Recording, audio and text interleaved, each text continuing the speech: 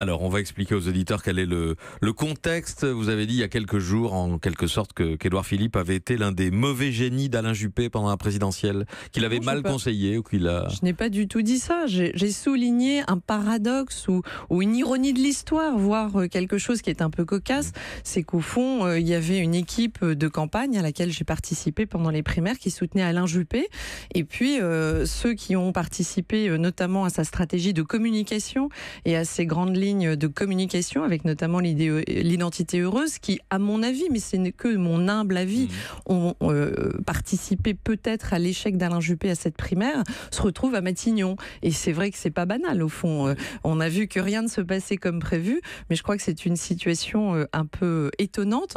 Et voilà, j'ai simplement souligné ça. C'est toute une équipe. Édouard Philippe et son conseiller Gilles Boyer, qui était le directeur de campagne d'Alain Juppé. C'est pas très flatteur pour Alain Juppé. Il n'avait pas la lucidité, Juppé, pour voir qu'il faisait fausse route lui-même. Non, je ne crois pas que ce soit du tout... D'abord, c'est pas une attaque contre Alain Juppé. Vous connaissez ma loyauté, ma fidélité au maire de Bordeaux. Je pense que c'est un grand homme d'État. En l'occurrence, il le reconnaît lui-même dans les colonnes du Figaro. Il a peut-être sous-estimé cet aspect-là. Alain Juppé, c'est un homme rationnel. Il était convaincu que la fachosphère qui s'était emparée notamment de l'histoire Ali Juppé, de sa proximité éventuelle avec l'islam, etc., ne pouvait pas impacter les Français, et notamment les sympathisants de droite qui allaient voter à cette primaire. Donc voilà, on n'a pas partagé effectivement la même approche sur cette question.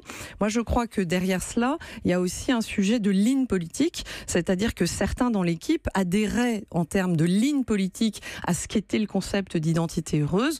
Moi, je reste convaincue que le projet d'Alain Juppé tel qu'il était décrit dans son livre Pour un État fort, c'est-à-dire des quotas d'immigration, la volonté de restaurer les peines planchées, de durcir le regroupement familial, de supprimer l'aide médicale d'État, c'est tout ce régalien fort qui était dans son projet. Et de supprimer l'ISF, ce que fait le gouvernement aujourd'hui. L'ISF, bien sûr, mais en totalité.